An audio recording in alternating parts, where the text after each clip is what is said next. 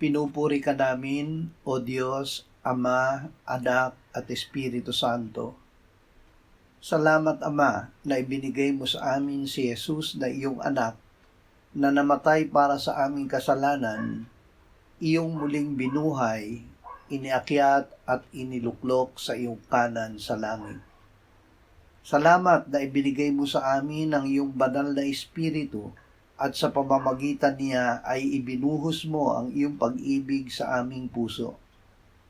O Espiritu Santo, ikaw ang tubig na buhay na dumadaloy mula sa aming puso.